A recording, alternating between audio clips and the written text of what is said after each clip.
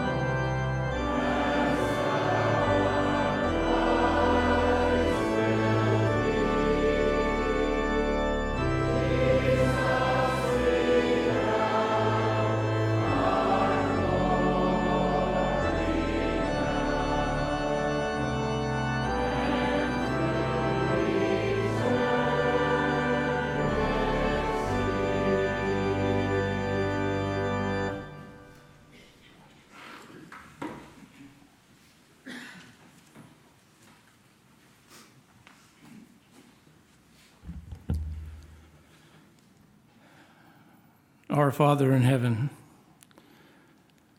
how happy we are.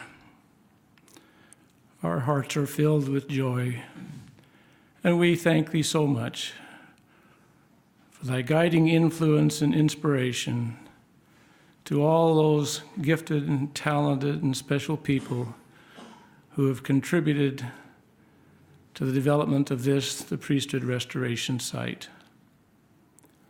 Father, we thank thee so much for the restoration of the priesthood.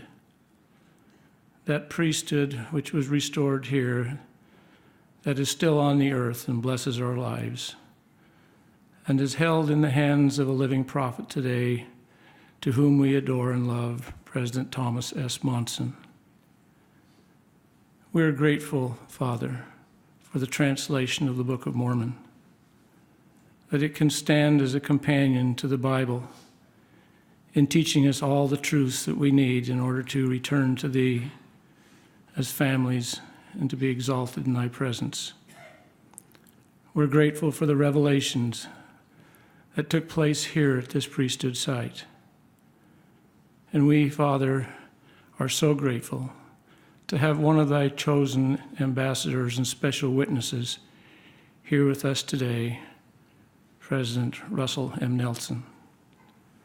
Father, we invite thy Spirit to be here in abundance, that we might all feel of thy Spirit and have our testimonies and knowledge of thee and of thy Son, Jesus Christ, instilled deeper into our hearts.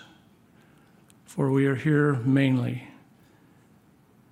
to worship thy Son, Jesus Christ, and to do all that is within our power to make his atonement meaningful and purposeful in our lives. And we say this in the name of Jesus Christ. Amen. Amen.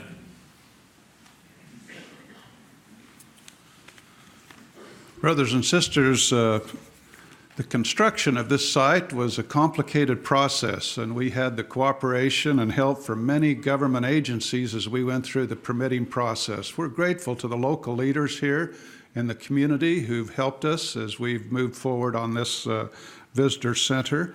And we're particularly pleased today to have with us Representative Sandra Major from the Pennsylvania State Legislature, who's going to make some comments to us now. We're very honored that she would come and be with us.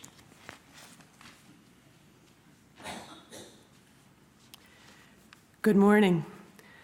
I sincerely want to thank you for including me in today's dedication ceremony of this incredible priesthood restoration site.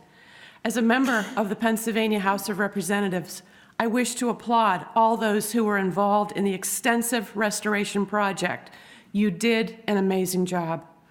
Unfortunately, all too often, older historic buildings are torn down and grounds fall into disrepair and are forgotten about. That's why it is such a welcome sight to see the time and care that was put into rebuilding this sacred, historical, significant area for generations of people to visit. Historic structures and objects put us in touch with past generations. They help us to reconnect to the lives of those who have gone before us. Historic restoration is vital to the preservation of our roots, providing us with a glimpse of where we have started and progressed to over the years. I look forward to watching a strong bond grow between the surrounding communities and the Priesthood Restoration Site. The new stretch of State Route 171, which adds to our local infrastructure, is just one example of the contributions already taking place. Again, thank you for including me in today's ceremony. The Priesthood Restoration Site is a welcome addition to our Susquehanna County community and the Commonwealth of Pennsylvania. Thank you.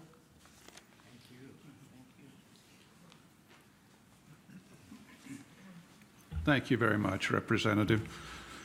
Elder President Nelson has asked that I say a few words, and following my comments, we will then have a musical number from the Scranton, Pennsylvania State Choir, Hark, All Ye Nations. Following that number, we'll have the dedicatory remarks and prayer from President Nelson. and we'll conclude this service by singing hymn number 100, Nearer My God to Thee. Brothers and sisters and friends who've assembled here today, we wish we had a greater hall to house everyone who wished to be in attendance here today. But I particularly am grateful for those that are here because you represent so many different aspects of this site. Some of you have been involved in the construction. Some of you have been involved in the planning and design, the historical research, and so it's very wonderful to have you here. Some here have contributed resources to help construct the site, and for that we're also grateful. It could not have been done without the help of so many people that are here. So if you describe my feelings this day and this weekend as we visited this site for the first time, I was here 3 years ago wandering around in the rain with some of our folks to try to figure out how it would all look, and to come back 3 years later and to see this stunning chapel and visitor center along with the reconstructed homes and to feel the spirit at the bank of the river once again was truly a wonderful feeling. So my feelings this morning, I guess, my feeling is gratitude. I'm grateful that we have a church who was willing to invest the resources and members who would help support that effort so that we can have this beautiful priesthood restoration site. I am grateful to those who had the vision to someday do something here that was important to commemorate the great historic events that occurred here. I'm grateful for designers who planned so well all of the complicated variables involved in doing this site. Traffic, the railroad, which we've learned to move roads in the church, but we haven't yet learned to move railroads. I guess we'll have to keep working on that one. We're grateful for the craftsmen who lent their beautiful handiwork to the construction of this building and to the construction of the reconstructed homes. It's wonderful that we can feel a sense of what it was like to live here in the early 19th century. I love how that connects us to our important past. I'm grateful that we've told in the visitor center the human story of the prophet Joseph and the Isaac Hale family. We get a sense, as we visit the homes and as we watch the movie, we get a sense of the human drama that was unfolding at the time, the difficulty in existing. We learn a little bit about what they ate. We learn about heartache, the loss of a child. We learn about tension between in-laws when Joseph and Emma eloped without the approval of her father. So all of this human story unfolds. And sometimes when we think of history, particularly this important part of our history, we think of a fully matured prophet.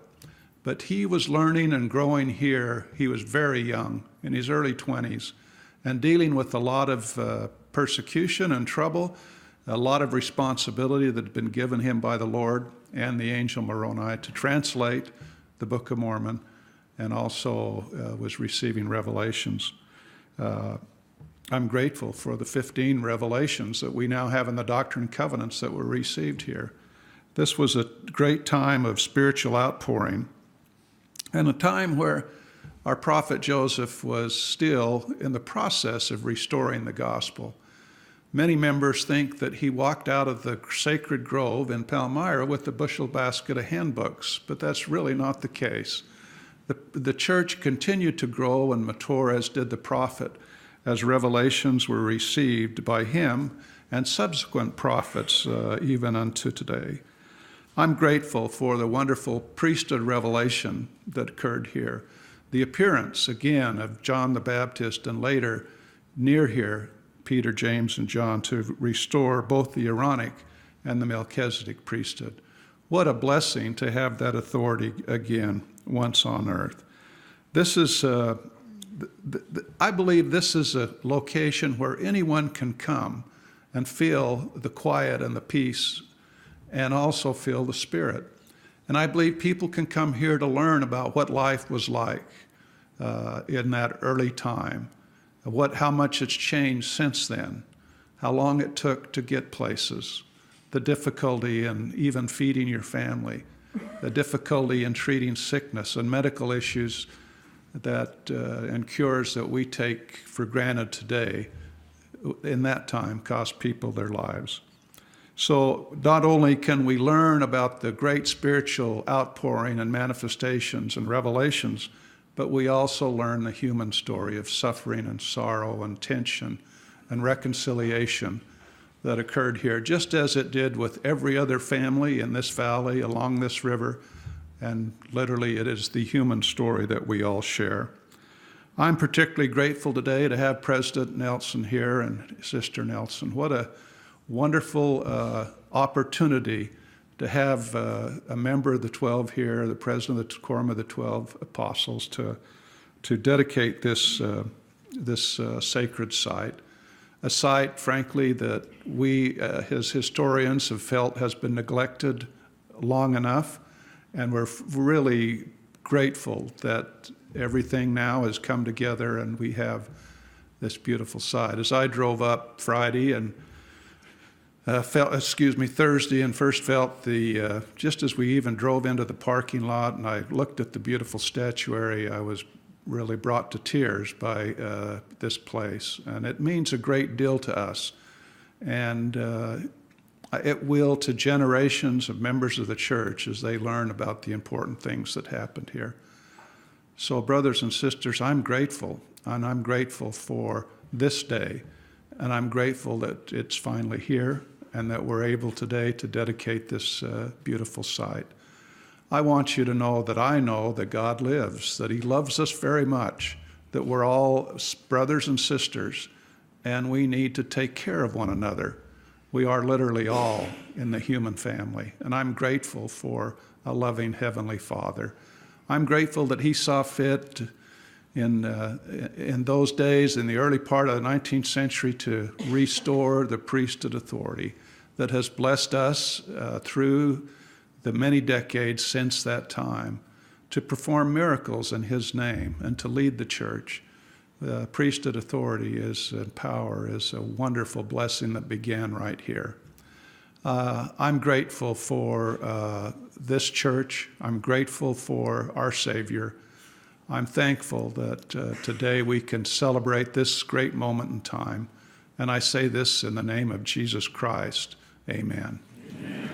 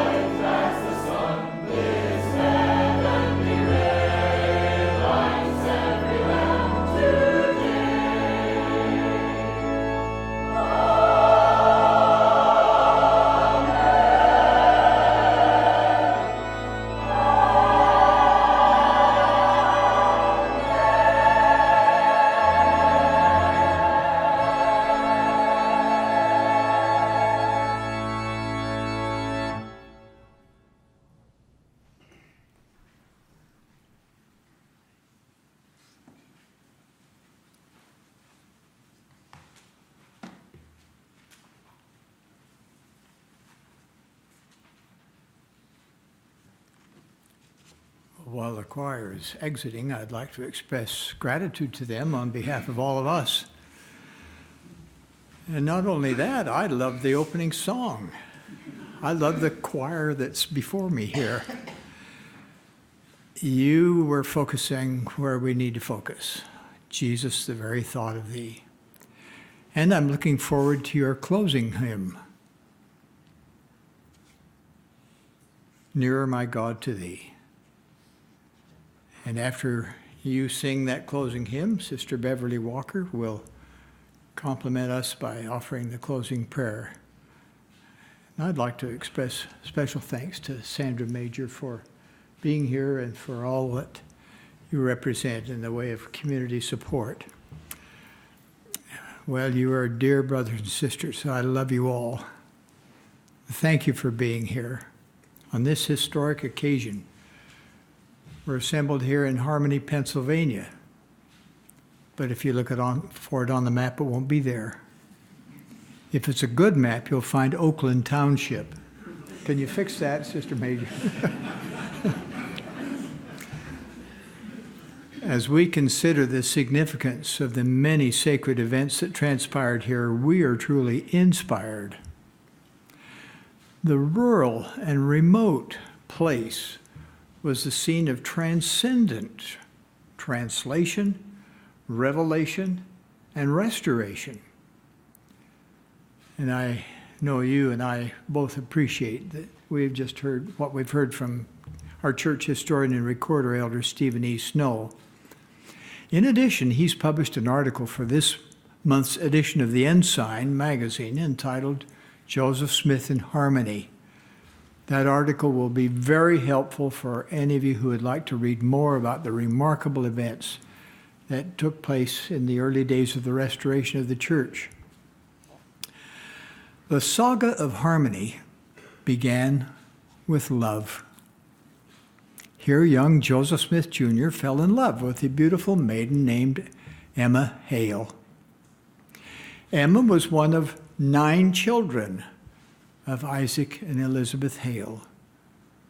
I don't know how 9 children fit in that little house. Yeah, I do.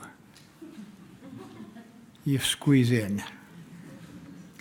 The Hale family had a 130-acre farm with orchards of apples and pears, a large garden, and a grove of maple trees. Emma was born here, July of 1804, growing up with her 8 brothers and sisters, all of whom acquired some basic education.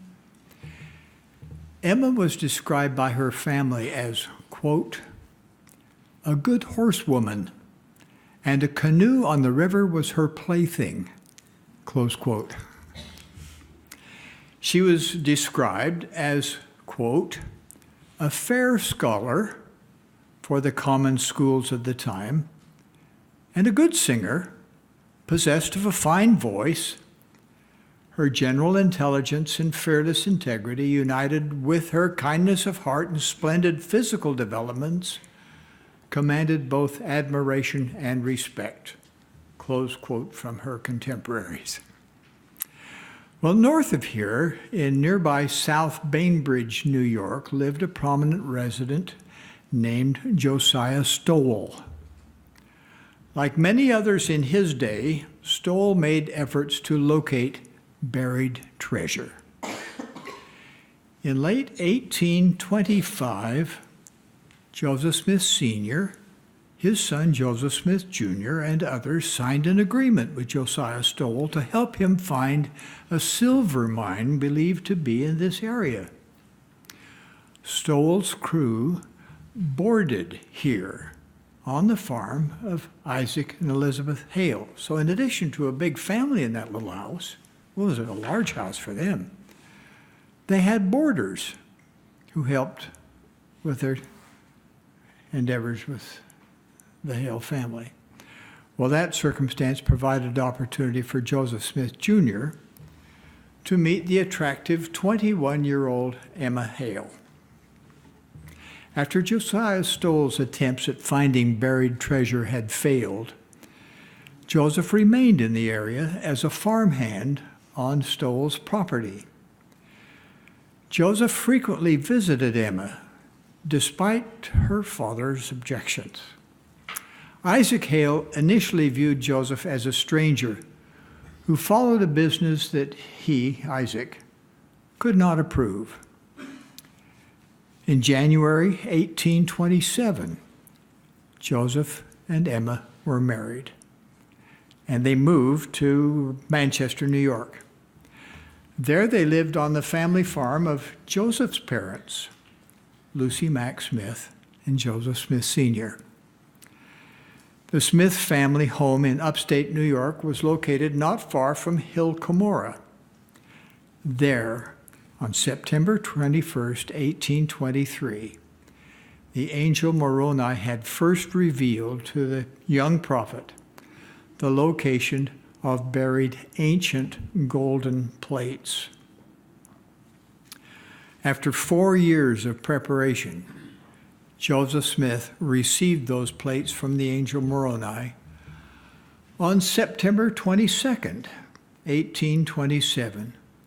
That was just 8 months after his marriage to Emma. Moroni instructed Joseph to begin the work of translation, but threats of harm and constant harassment from enemies prevented Joseph from doing any work of translation there. Because of repeated and strenuous efforts by numerous individuals to steal the plates, Joseph and Emma were forced to leave Manchester. Well, meanwhile, Emma's father, Isaac, had softened his feelings about Joseph and invited the newlyweds to return here to the Hale home in Harmony. That was about 120 miles southeast of Manchester. Emma's brother Alva assisted the Smiths in loading their wagon for the move to Harmony. This occurred in late 1827. Upon Joseph and Emma's return here to Harmony, Isaac Hale was more than annoyed by Joseph's refusal to let him see and handle the plates. So Joseph hid the plates in the nearby hillside. He and Emma moved into a small home built by Jesse Hale, another of Emma's brothers. Although the work of translation was initiated in the Hale home, most of the translation was done in the Smith home, located on a small farm divided from the Hale property. Well, in the beginning, as you know, Emma served as Joseph's scribe. Later, in April 1828, Martin Harris arrived to assume temporary duties as scribe. Emma and her brother Reuben acted briefly as scribes during the winter of 1828 and 1829. But challenges continued. Emma gave birth to their son on June 15th, 1828. He lived only a few hours. Then Emma became very ill. She was near death. Over the next few weeks, Joseph cared for her. Then, as she became stronger, she inquired about a 116-page manuscript of translated text that Joseph had reluctantly loaned to Martin Harris. She insisted that Joseph check on Martin Harris. So in early July, Joseph traveled back to Manchester. Upon learning of the loss of that precious manuscript, Joseph anguished with inconsolable grief. I quote from words of his mother, Lucy. She described sobs and groans and the most bitter lamentations that filled the house. Joseph cried out, "Oh, what rebuke am I not worthy from the angel of the Most High?" Well, his mother added that he continued pacing backwards and forwards, weeping and grieving like a tender infant until about sunset. Joseph was chastised. The plates were taken away for a time. Then, from April to June 1829, translation of the plates was resumed with full intensity. Oliver Cowdery assisted as his scribe. By the end of June, Joseph Smith had translated that ancient record from a language totally unknown to him into the English language. It was done in less than 3 months. He translated at the rate of 6 to 8 manuscript pages per day. Compare that with how you feel when you read 8 to 10 pages per day. He translated at that rate. Other distractions occurred during the 3-month period. Joseph and Emma had to move to Fayette, New York. He temporarily ran out of paper. He filed a copyright, received those heavenly messengers who restored the priesthood. And as Elder Snow indicated, he received 15 revelations that are now canonized in the Doctrine and Covenants. How in the world could he have done all that? Only with the Lord's help. Most of what we know about this period of translation comes from eyewitnesses to the process. The miracle of this translation was underscored by Joseph's wife, Emma. She declared that Joseph could neither write nor dictate a coherent and well-worded letter, let alone dictating a book like the Book of Mormon. To their children, she further explained, "Your father would dictate to me for hour after hour, and when returning after meals or after interruptions, he would at once begin where he had left off, without either seeing the manuscript or having any portion of it read to him." David Whitmer added, "One character at a time would appear, and under it was the interpretation in English.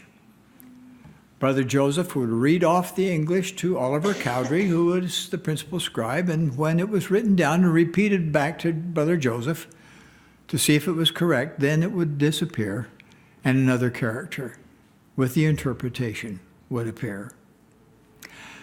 God prepared sacred objects to assist Joseph with the translation.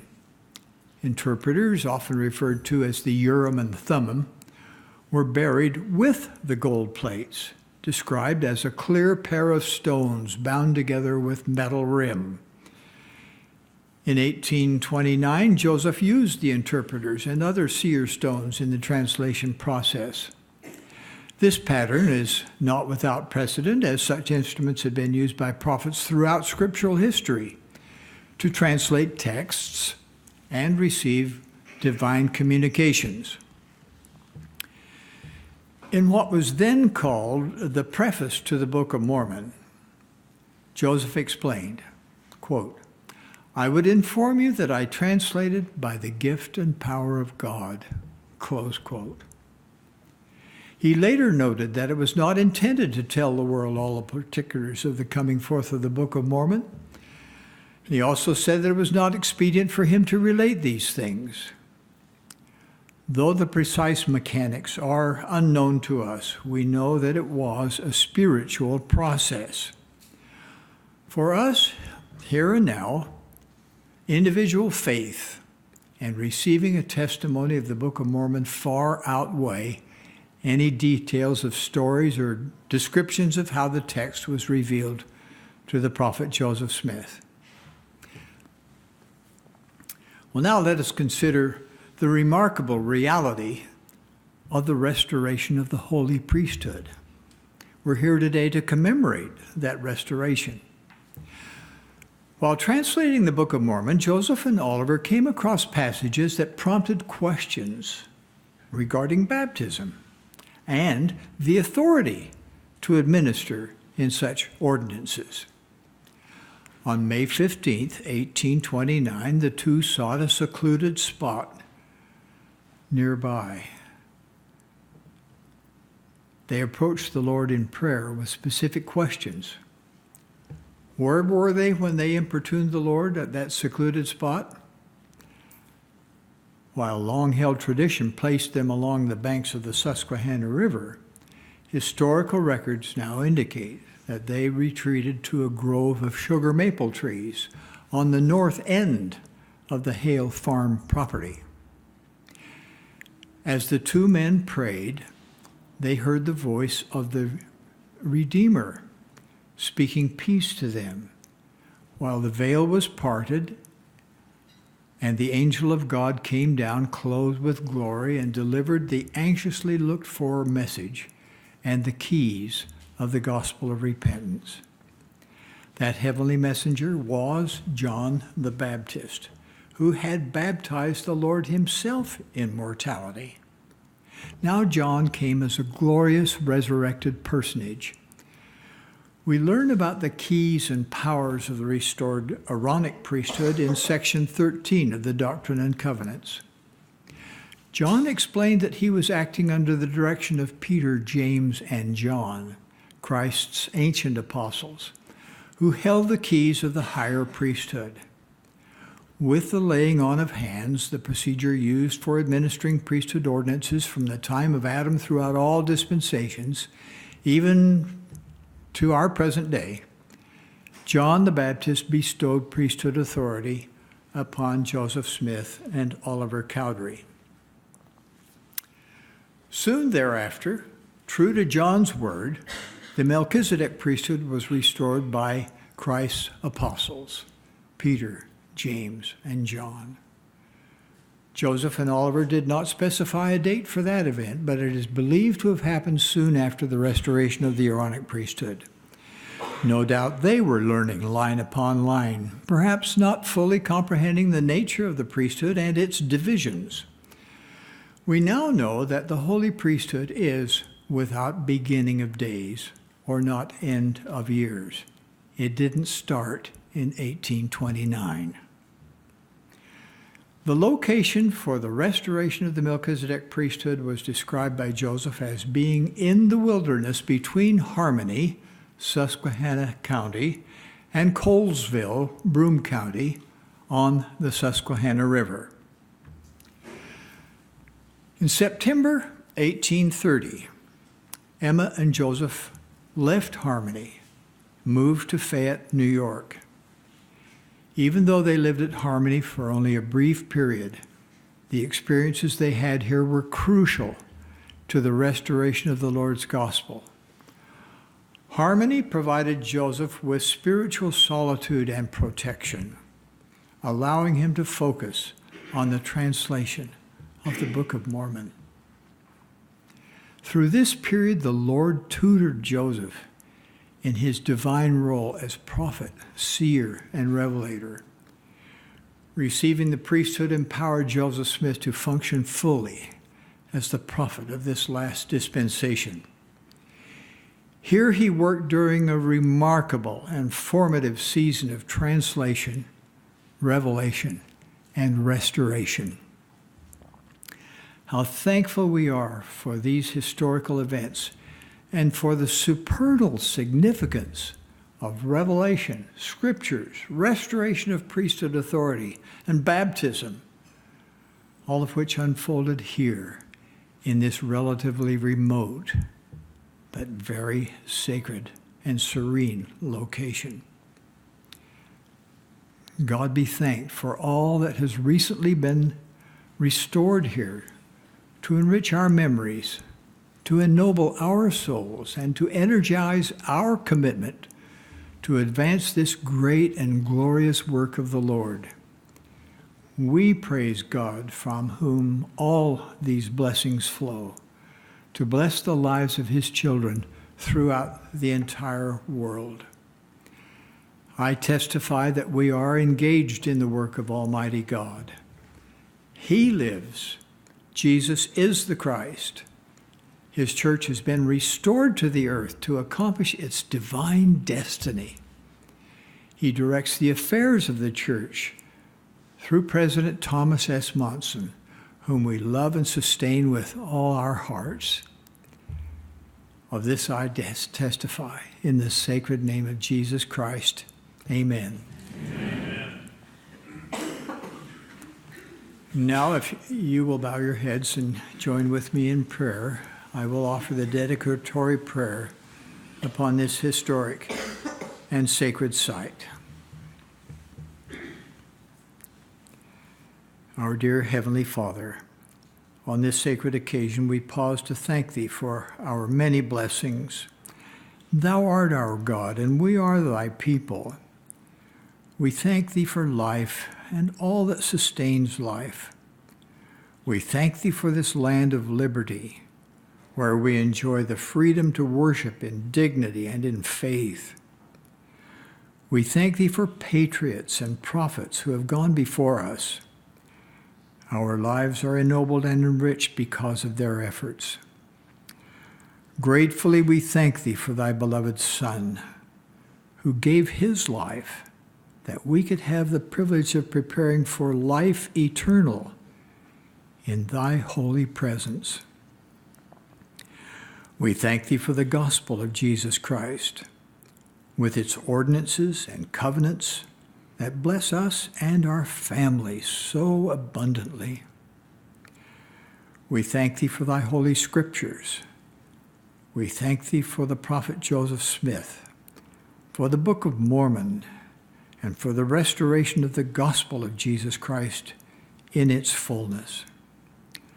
We thank Thee for the restoration of the priesthood and for temples throughout the world that bless Thy children under Thy sealing authority. We thank Thee for President Thomas S. Monson, for his noble counselors, for the Quorum of the 12 Apostles, and for all general authorities and officers of the Church.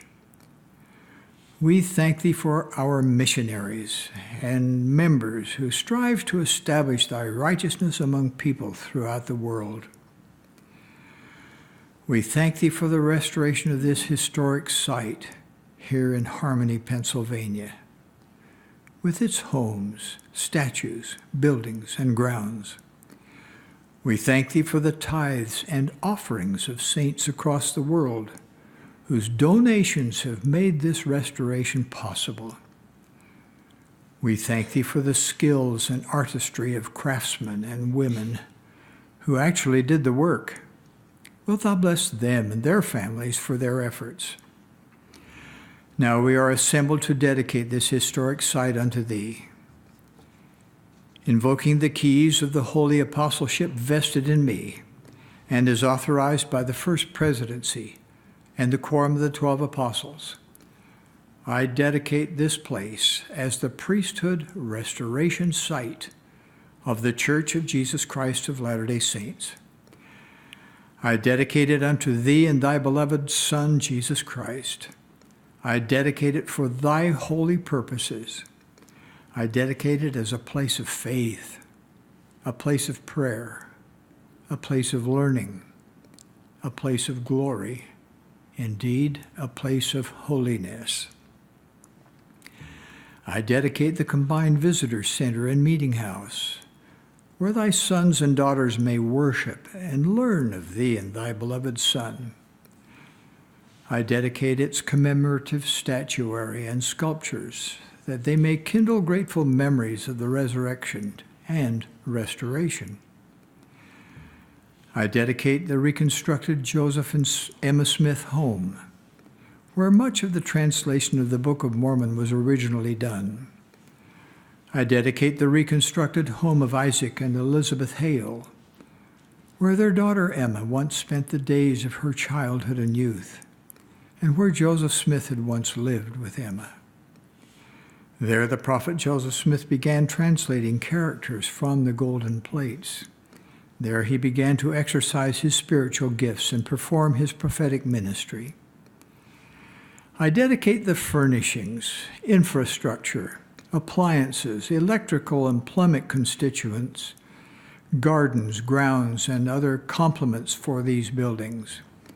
I dedicate all supporting facilities and surroundings with gratitude and appreciation for the many conveniences that will be enjoyed by Thy children here. May these precincts be revered and respected. I dedicate the baptismal area of the Susquehanna River, where the first baptisms in this dispensation were performed. I dedicate the grove of trees, those sacred woods, where, under the direction of Peter, James, and John, the Aaronic priesthood was restored by John the Baptist. And here I commemorate and dedicate the restoration of the Melchizedek priesthood under the hands of the apostles, Peter, James, and John. I dedicate the highway, roads, underpass, pathways, and all other avenues that safe access may be provided to guests that come to this sacred site. Wilt thou bless thy servants and all who will labor here, and bless the inquiring minds of all who yearn to know more about thee and thy eternal and unchanging laws and doctrine. Bless all who enter these precincts, that they may be inspired to emulate the example of thy beloved Son. We pray that thou wilt preserve and protect this site from natural disaster of any type. Protect this site from vicious attacks of vandals or others who would presume to approach this sacred site with evil intent of any kind. I dedicate these buildings, grounds, and groves all to the end that faith in thee will increase, and that families may be strengthened and qualify for exaltation according to thy great plan of happiness. While we now dedicate this sacred site, we humbly rededicate ourselves, our time, talents, and all with which thou hast blessed us, to build up thy kingdom upon the earth and establish its righteousness. I dedicate this site to stand as a symbol of our united testimony that thou art our God, our eternal Father, and that this is the church of thy beloved Son, whom thou hast sent. I so dedicate this priesthood restoration site of the Church of Jesus Christ of Latter-day Saints in the sacred name of Jesus Christ. Amen. Amen.